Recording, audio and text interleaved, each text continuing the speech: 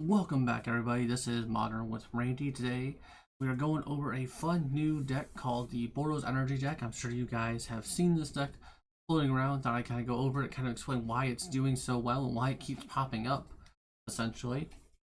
As always, guys, if you like what I'm doing, you like what you're seeing, feel free to give me a like on the video. Leave a comment on what you guys think is some of the best decks you've seen out there for Modern, or anything you've seen that you think is different, interesting, anything like that. And as always, subscribe to the channel if you want to keep up with more. With that out of the way, let's go ahead and break down this Boros Energy deck here. So we'll start off real fast with the land base. It is running 22 lands, basically pretty much anything, or what you would think you would see for a Boros deck with some few exclusion or inclusions, I should say. Obviously, we're going to be running Aether Hub because it gives us an energy and is a dual land for us essentially because we're going to be producing a lot of energy with this deck, as well as one Arena of Glory, which really is just there because it helps make your creature, it helps make your Flage, helps give your Flage haste, not makes your Flage haste, gives your Flage haste when you escape it, essentially. So being able to get that double red which you need to escape it, giving it haste so you can, do that 6 points of life swing, or 12 points of life swing, essentially being able to do 6 damage and gain 6 life. Really huge in the mid to late game when you just need that extra oomph, or you need that extra padding, or insert whatever reason you need it for. And then one Monumental Henge. So what this one is it's 4 mana to tap. Look at the top 5 cards of your library. You can reveal an historic card from among them and put them into your hand. So that's going to be an artifact, a legendary saga are all historic. So let's just hit either Ragavan, most likely not what we're looking for. Our Johnnies, our Fables, our Shepherd, our Flages, our Unstable Amulet. Basically hits a lot of what we want to hit in this deck. And that's kind of like some of the little perks, the little things you wouldn't notice as a whole. Then going into the deck, we have our wonderful 1-drops in Ragavan. Card's good, though has fallen off. I will say overall it's not as good as it used to be since before MH3, but still is a 2-1 with that great ability. It's still just a good low mana card that we want to be playing in this Boros deck. And of course the new card, Guide of Souls. Card has been making big waves, I want to say, in almost every deck that can play it. A lot of people looked at this card and thought that it wasn't going to be anything, or thought it wasn't going to be important. I definitely was one of those people where I kind of read it and I was like, well, maybe if energy's like playable, you'll see it as a good 1-drop. I was like, but you've seen, or not you've seen, but we've seen this in a bunch of different decks, even just as the only energy payoff or producer in the deck. Really just being able to gain that life, being a 1-2 is huge instead of a 1-1. And then just like that incidental payoff where, whenever you attack, you can pay 3 energy, put 2 +1/+1 counters and a flying counter on target attacking creature. It's kind of huge, just being able to make your little threats into big threats and just make them must answer creatures has been huge for this deck, as well as a bunch of other decks that are running around playing the Guide of Souls. And then of course we have 4 Lightning Bolts as our removal spell, along with 4 Galvanic Discharge. This card has been huge. We've seen it pop up in a bunch of different decks as well. Again, just this card has kind of over impressed me with how good it is. I definitely looked at this when I looked at the MH3 set. I did not think energy was going to be nearly as good, or as how I want to put this, not good, but nearly as good or as consistent as it has been. And Galvanic Discharge is definitely leading the charge with that. Being able to kill early creatures and then have an extra energy lying around, and being able to kill another big creature in the mid game when you have your second one and the third one, whatever, has been huge. As well as just, it's just a good spell, and it also hits Planeswalkers as well, which is a nice little added bonus. It's not just hitting the creatures. And then we have Static Persian, another card that has really impressed me. Basically because you get 2 energy when you cast it, and then at the beginning of your pre-combat main phase, you sacrifice unless you pay an energy.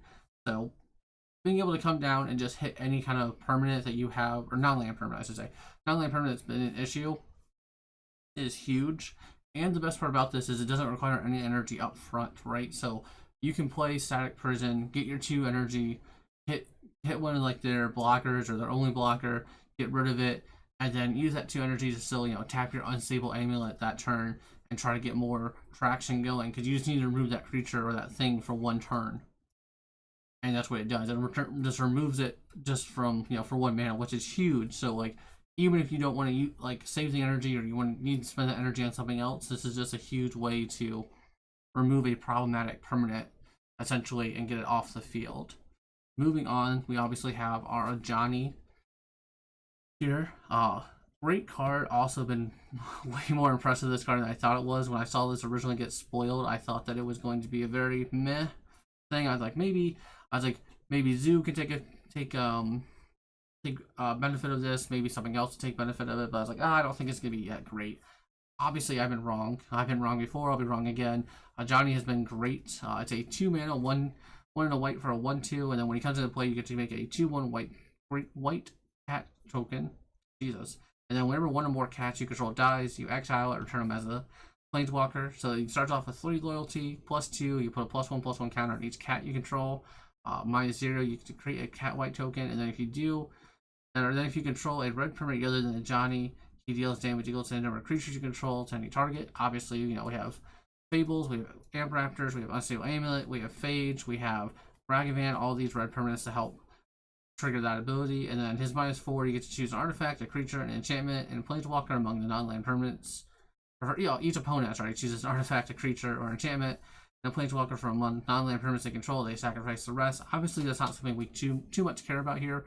We're using this guy to make cats, deal damage, and pump up our cats. That's the only thing we care about this when or if we flip him. And like I said, he's just been kind of a good, solid 2 bodies for 1 card, and if you flip him, he's just extra gravy on top of it. And then, of course, we have the wonderful Shepherd here. Legendary dog, 2/2, 1 and a white, flash. When he enters, when he attacks, exile up to 1 target non-land permanent. At the beginning of your next end step, return that card to the battlefield under opponent's control. If it entered under your control, put a +1/+1 counter on him. So, obviously, this guy is great at, flickering like our Johnnies, making more cats with him, flickering any of our, like static prisons, being able to re-hit something new, getting that 2 energy back, flickering Fable if we need to get the extra draw, flickering Unstable Amulet so we get more energy, just great little things like that. As well as just being able to be a little bit of a big threat. Obviously, we only play 2 of them because he is a legendary creature, so not something you want to have a lot of. Playing 2 Fables, I don't really need to go over why this card's good. It's been good since it's got printed. You guys know why we're playing this. It's a good red card. Not much else to say. Amp Raptor. This is one that I know Aspiring Spike was super huge on, and I know a lot of people gave him shit for it. For being huge on it, I was one of those people. I didn't think it was going to be that amazing. I thought that he was living in a magical Christmas land with a lot of the stuff he was thinking about. Turns out he was just right. I was wrong, as long as a lot of other people. So Amp Raptor is a 2/1 first striker for 1 and a red. Then when it enters the battlefield, you get 2 energy. Awesome. Then if you cast this from your hand, notably you have to cast it from your hand to get the second ability. You exile cards from the top of your library to exile a non-land card, and you may cast that card by paying energy equal to its mana value rather than paying actual mana cost.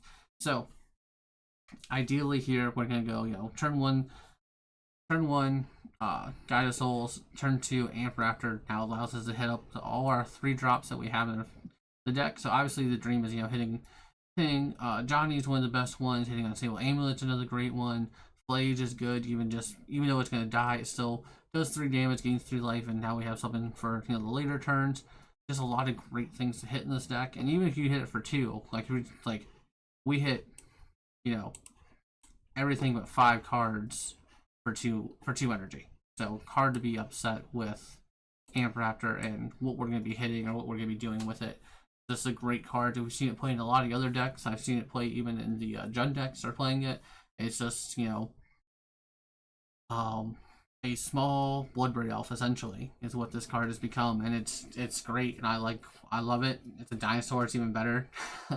And it's just a good creature as a whole. Obviously being an X1 is a little scary in the times of Bowmasters and all these other things, but it does usually replace itself and is this great little creature by itself. And then of course we have Unstable Amulet here.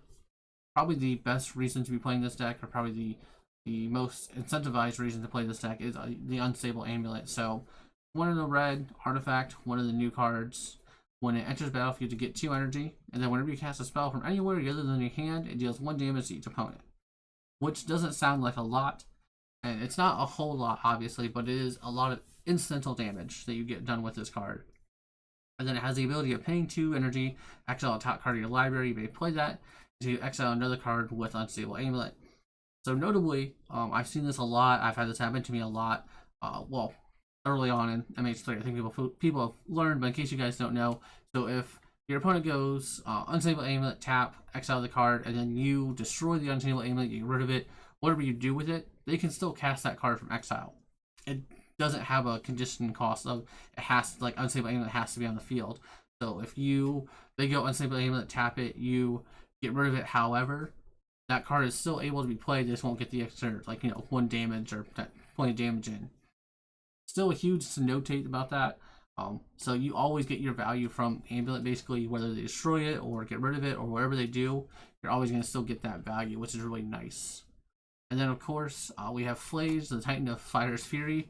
Probably one of the most underhyped card, I would say, of Modern Horizons 3 as far as, like, the legendary or the mythics and rares go from this set. I know people didn't think this was going to be much. I didn't think it was going to be that huge. I didn't think it's going to become a $40, $50 card that it is now. Obviously, I was wrong. Mainly because I didn't know where this was going to fit into Modern, and it turns out everywhere. Are you playing red-white? You should be playing this card. That's kind of what we've gotten at. So it is one generic, a red, a white for a 6/6. When it enters the battlefield, sacrifice it unless it was escaped, and then whenever it enters the battlefield or attacks, it deals 3 damage to any target, and you gain 3 life. So it's a lightning helix on a stick. That's also a 6/6 body when you escape it, and then it has an escape for 2 red, 2 white, and exiling 5 of the other cards from your graveyard. Card has been a house. It has single-handedly probably helped bring back Jeskai Control, which is amazing in my opinion. One of my favorite types of decks to play. Card has been great. It almost never looks bad. It's almost unreal how good this card's been, and just ties this deck all together as well as a bunch of other decks in the format. But yeah, this is essentially the Boros energy deck that's been running around. Now, obviously, if you go and take and look at some of the Boros energy decks running around, some people have trimmed on numbers, some have increased numbers, some have changed numbers. No one has the best build yet. I mean, we're still, I think we're week 3 now into Modern Horizons. It's not exactly like people have broken the format, and we have the Pro Tour coming up, so I'm sure we're going to see some more broken things or a lot more refined lists coming out here soon. But this deck is basically just low to the ground, get them dead, but it still has that mid-range value here between Flage, Fable the Mirror Breaker, and Unstable Amulet. Just being able to kind of turn through your deck, get some extra card value that you wouldn't normally have in this type of style deck, and then Flage is just that wonderful late game answer that continuously gets to be played, right?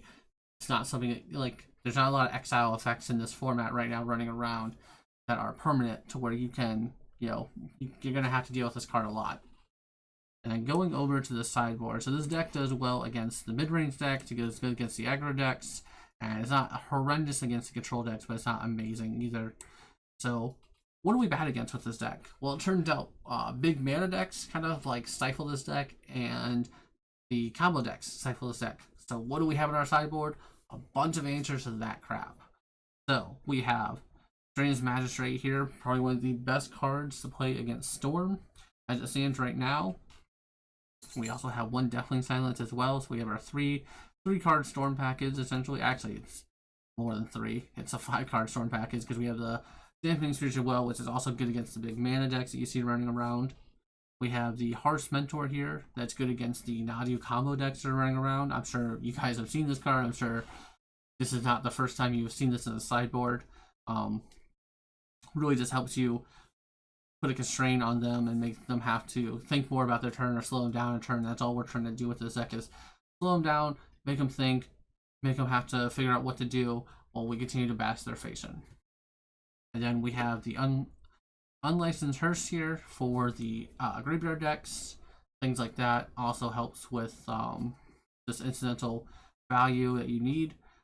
Also good against the Flages running around, being able to eat them. We have the Blood Moons here for, again, the big mana decks, things of that nature. Same thing with the Ascending Charm against the Tron decks running around, things like that. And then we have 2 wear and tears. This is a good catch-all for any of the artifact or enchantments that we don't want to see or face against. Mostly for like the big mana decks, being able to, hit Transfear, hit Chalice, things like that is what you need to be able to worry about. So it makes sense as a whole with the sideboard what you see. But as always, guys, I am Randy. I'll be here bringing you sweet decks from Modern Horizons 3. And I can't wait to see what the Pro Tour brings to us. Don't forget to like, subscribe, and I'll catch you guys next time.